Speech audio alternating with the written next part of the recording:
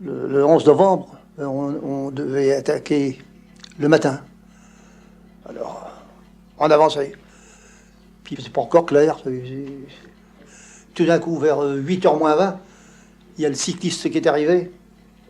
Il dit arrêtez les gars, il dit tout est fini à 11h. On ne voulait pas le croire. Mais on n'a pas avancé 20 cm de plus, je vous le jure. On a arrêté pile. Si vous en faites pas, c'est fini à 11h. Vous l'avez cru? À moitié. Alors il a demandé où était le capitaine. Il a dit le capitaine doit être sur la gauche. Parce qu'heureusement pour nous, il y avait un fort brouillard. Alors les Allemands ne nous ont pas vus.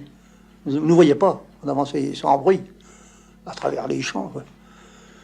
Alors, le capitaine, il a trouvé le capitaine est arrivé, il dit les gars, arrêtez, tout est fini à 11h.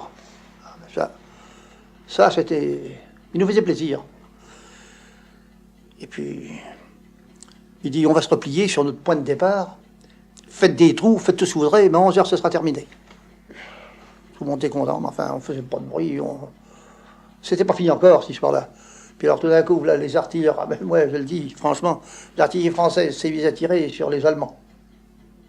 Puis alors nous, on n'était pas contents de ça, parce que on avançait tous les jours, à coups de grenade ou ainsi de suite, comme ça, il fallait prendre les nids de mitrailleuses allemands, et l'artillerie ne nous suivait pas, alors ils nous aidaient pas.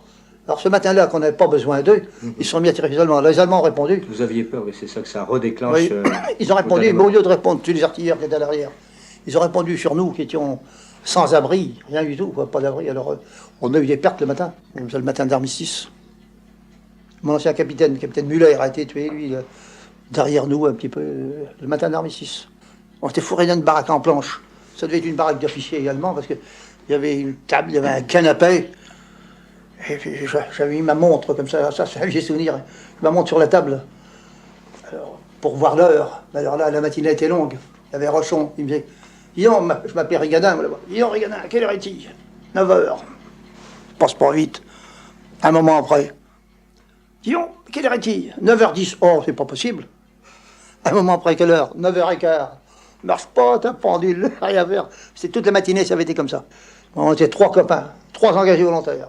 Un qui avait 17 ans, 18 ans, moi j'avais 20 ans. Lui, il tournait autour de la table, vous savez. Puis il y a un éclat d'obus qui a traversé les planches, il a été blessé, celui-là. Puis moi, je me suis caché dans les canapés, couché comme ça, sur le canapé, et puis je mettais mon bouteillon à soupe, vous savez, là. Puis ma crosse de fusil, tout ça, pour me garantir la figure, parce que les éclats traversaient les baraques. Hein. D'abord, les baraques tombaient et dégringolaient. Ah oui, ça durait jusqu'à 11h moins 10. Et puis alors, tout d'un coup, on entend un coup de sifflet. Alors moi, j'étais le plus près de la porte. Je sors en vitesse, fusil à la main, naturellement. Puis on aperçoit des Allemands, 3 Allemands qui étaient au coin d'une baraque, au bout du camp, là-bas. Puis qui nous faisaient signe. Alors on les a laissés venir. On est tous sortis, d'ailleurs. Ils sont venus nous trouver. Alors ils étaient enchantés, ils étaient aussi heureux que nous. Et puis alors nous, mesdames les gars, c'était comme des fous. Tout le monde s'embrasse. Il y en a qui sautaient haut comme ça, il y en a qui pleuraient, il y avait de tout.